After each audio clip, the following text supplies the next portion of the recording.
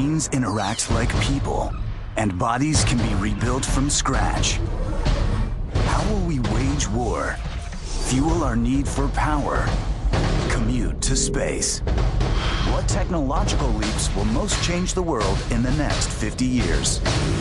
Capturing the power of the sun, invisible soldiers, elevators to space. See how scientists today are making visions of tomorrow real. Physicist and futurist Michio Kaku will be your guide. The future is closer than you think. It all starts now with the world. 2057. The Earth faces a crisis. Fossil fuels millions of years in the making are finally running out. And other sources have not made up the shortfall. Across the globe, political conflict looms. Tethered 250 miles above the ocean is one of Earth's last hopes. An international research station. For 5 years, a team of 40 scientists has been trying to develop more efficient ways of capturing solar energy. But billions of dollars later, they've produced no breakthroughs. They have all been pulled from the station, except two, an American chemist and his Chinese colleague. Within weeks, they too will be sent home and the project abandoned. Shade. Morning, Bob. Morning, the Chow.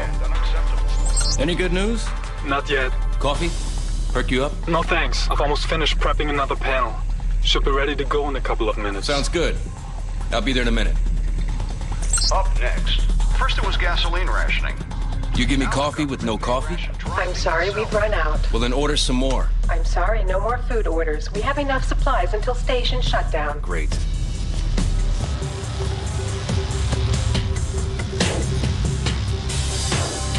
In a last-ditch effort to find a solution to the energy crisis, the scientists are experimenting with ways to improve solar panels by altering their chemical composition.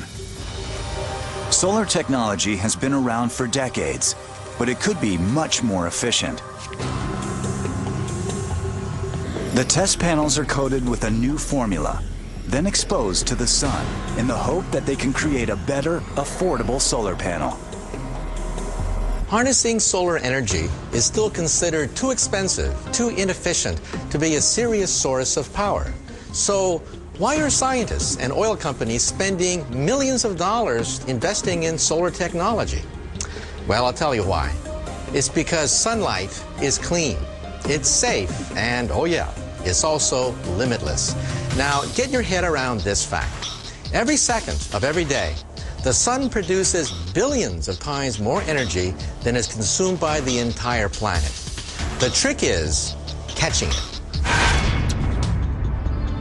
TUV Rhineland in Cologne, Germany is the largest photovoltaic test center in the world.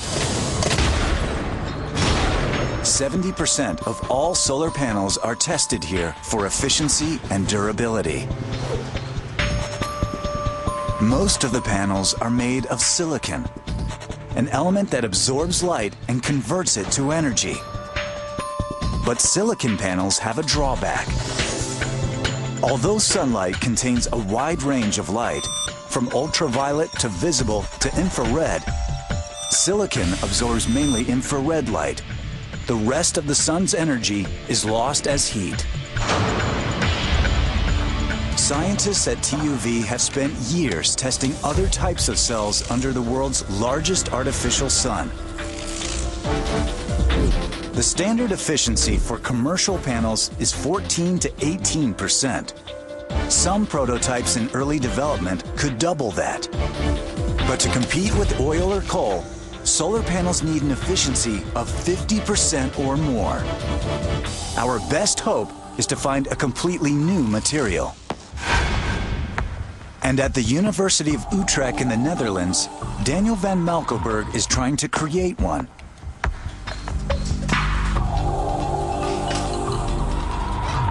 In a vacuum chamber, He heats extremely conductive materials like cadmium and selenium to 570 degrees Fahrenheit.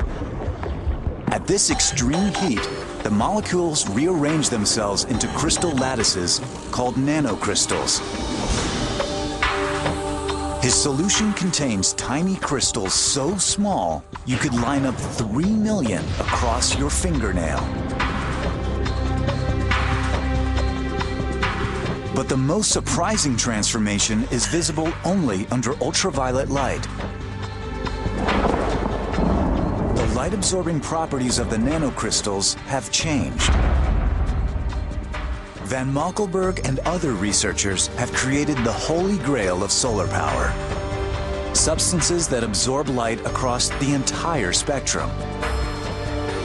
Combined in a single solar cell, they would be nearly 5 times more efficient than today's solar panels. But there's a hitch. When scientists apply the tiny nanocrystals to a surface, it's difficult to arrange them in a regular pattern. Wat we nodig hebben voor een goede zonnecel. What we need for a good solar cell is an ordered hexagonal structure of these quantum dots, with a strong interconnection between them, and almost no defects so the energy can flow well. Makkelijk doorheen de vaste stof bewegen. Researchers have spent years developing techniques to align the nanocrystals in a grid without defects. Van Malkelberg uses one of the most powerful microscopes in existence to visualize the result.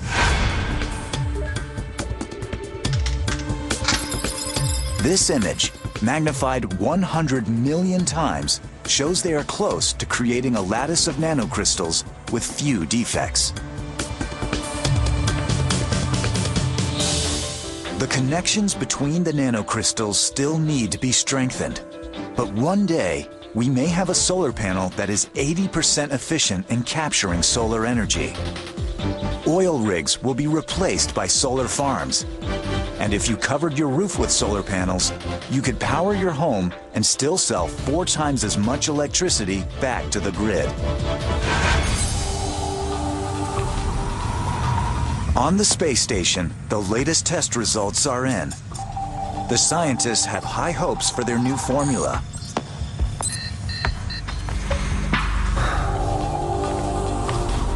With time and patience, the mulberry leaf becomes a silk gown. Confucius? Try again. Chairman Mao. Chinese proverb. That was my next guess.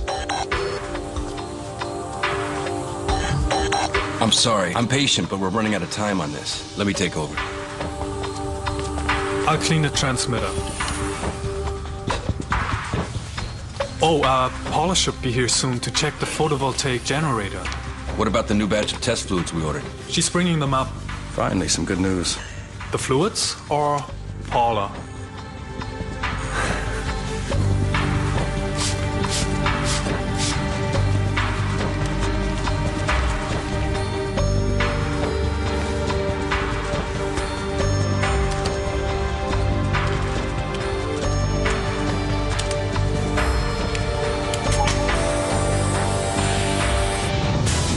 The space station is about to receive a visitor by elevator. It sounds improbable, but NASA engineers are already designing one.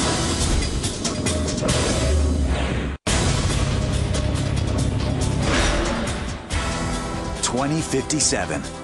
The worldwide energy crisis is worsening. On an international space station, scientists are racing to create a more efficient solar panel. This is one of the last scheduled visits a technician will take to repair the space station. In 3 weeks, it will be shut down. Hello, Paula. How are you today? Fine. How about a little bit more air conditioning? Sorry, we're conserving energy. Great. What's our travel time? 2 hours, 23 minutes. Get ready for takeoff. Ready when you are. 3, 2, 1.